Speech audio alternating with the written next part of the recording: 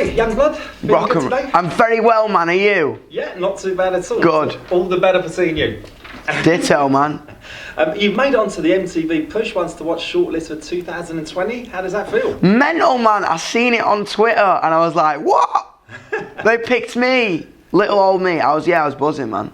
Big surprise then? I mean, yeah. It's kind of weird. Like I've seen like big artists on there. I'm like, oh, all right, cool.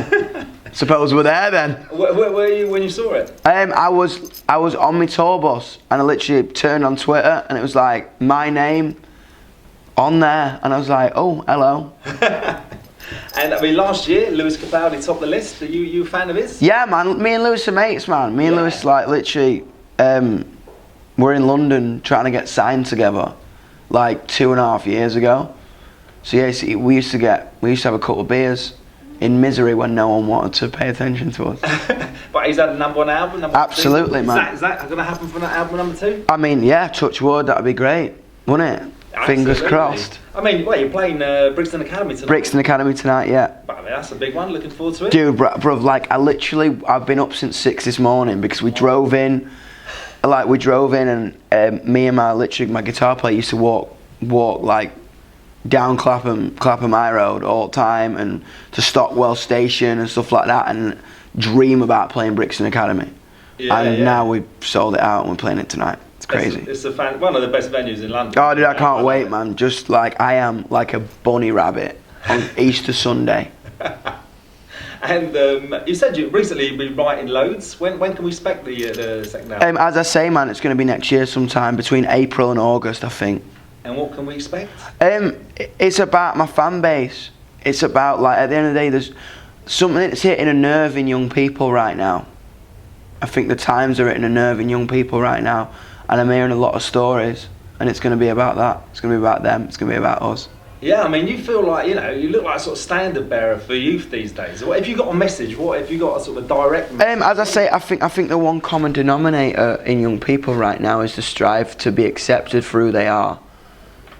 Because we are who we are and we know what we want. I think what makes us different about past generations is we have such a wide access to information. We can become more informed and learn who we are and who we're going to be and who we want to be very quickly. And we ain't just bratty kids talking about things for attention. You know what I mean? We genuinely pride ourselves on being informed in the decisions we make. Yeah, yeah. And I think yeah, it's there's something happening in culture right now. Do you feel like you're on some sort of on a mission, sort of internally? I just want to make I want to make people. I felt like it wasn't all right to be who I am. And I don't want anyone to feel like that. You know what I mean? If I can prevent one person or 10 million people, whatever, from feeling like that, then that's kind of a mission for me. So what's your main advice then? As I say, like, youngsters, that are unsure of themselves right now. I think if people don't like you for who you are, then they're not meant to be in your life. Tell the truth, love unconditionally as many people as you can, and be yourself. I think you can't really go wrong from there, can you? Yeah, good advice. I've been looking at your videos, all great. I mean, original me with Dan Reynolds of Imagine Dragons, great. Yeah. I mean, who comes up with the storylines? About the videos and about, I mean, like me, I just see these mental things. Because that song is about no matter how many times you get crushed, get back up. And we were just like, do you reckon we should just have cars falling us from the sky? And I was like, where'd you get that from? I was like, dunno, man, just pulled it out my armpit in the shower.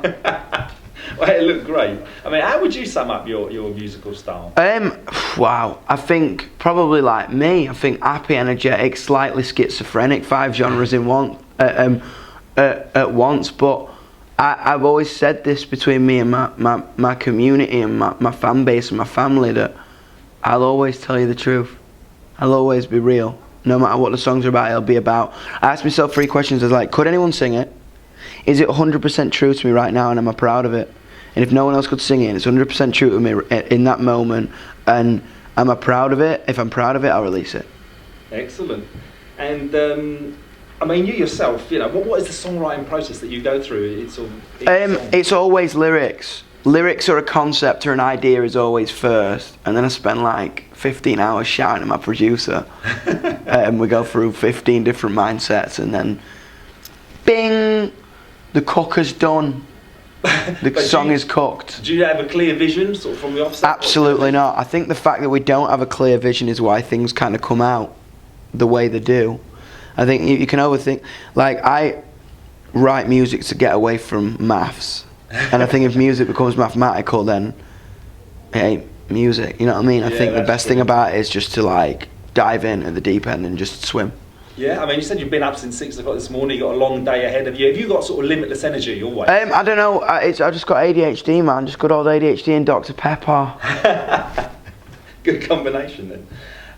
Where are you originally from? And where I'm from Doncaster, in the north of England. But I'm kind of based nowhere now. I'm a bit of a wandering boy because I'm on tour all the time.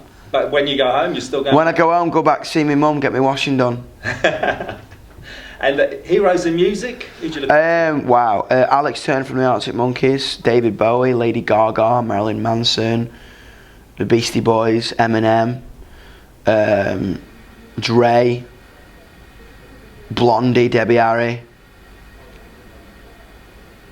I think that's a good mix. Have you met a lot of your sort of heroes? I met a couple. I met Dave Grohl, I met Dan Reynolds from Imagine Dragons.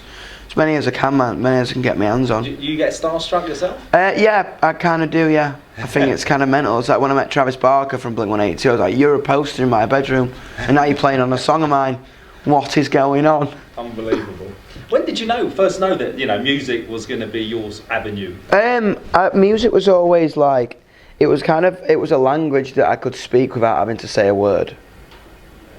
It was a feeling. You know what I mean? That it triggered in my chest. And it was always going to be music, man.